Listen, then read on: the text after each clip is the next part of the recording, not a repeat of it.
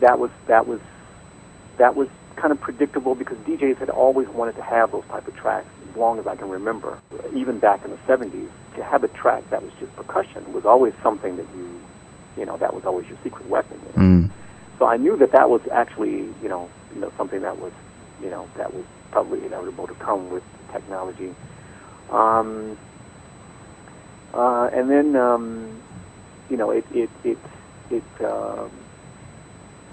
went into a couple of other different twists and turns by the end of the 90s. And for a moment, I thought that maybe, we might have an opportunity to kind of get back to the original sound, of the mid-'80s.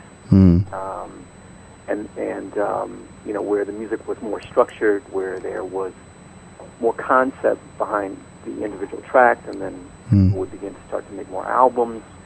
As my generation was getting a little bit older, generally you would think that we would get, as we get older, we get better at what we do, so we would begin to kind of manipulate the music a little bit more.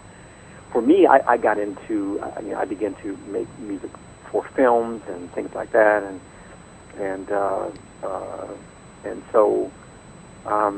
then minimal house came, and electro came, and which was a complete surprise because I thought that by then a lot of electronic music producers understood that electronic music had enough foundation that you did not need to borrow from other genres in that way. Well said. Yeah. And when I began to kind of see that a lot of electronic musicians were borrowing things from rock music and trying to blur the lines between electronic music and rock, it really reminded me of what was happening in the early 80s when a lot of rock musicians were trying to cross over into dance music. There were quite a few successes then because people were still, dancing from, the post-disco era was still, but it didn't, I don't think it really happened the same way this time, and I think that I think people were a little bit more. The idea of mixing those two genres together, where it got more, the music was borrowing from punk and all that stuff, and I thought that, that's nothing new. We had seen that before, and that to me was the beginning of this cycle where we're beginning to repeat ourselves over and over again. Based off of our influences, Until then, we were really striving to create new sounds like jungle and drum and bass and all that stuff, and all that. And then that was really the first time that I really seen that now there's a majority of the people that's in electronic music that now feels that we need to begin to kind of repeat ourselves, or maybe they had forgotten that we had already done that. Yeah. And so there, becomes, we entered into an era where electronic music producers were frequently snatching things from other genres, blatantly sampling and looping them, and then reintroducing it to a new generation of people, and not telling them that these things had already been done. And so that kind of took us into a direction in which I thought that was really not necessary. I had hoped that maybe we could have, taken it from this tribal, really aggressive type of tribal thing, and went off into something much more psychedelic, much more, organic, much more progressive. But we didn't. We took a turn and began to go back. That was Jeff Mills. And now for some music. We begin with the opening track from Waveform Transmission Volume 1, Phase 4. An incredibly hard and in some ways slightly daunting tune, though, as I believe with a lot of Jeff Mills' music, incredibly melodic.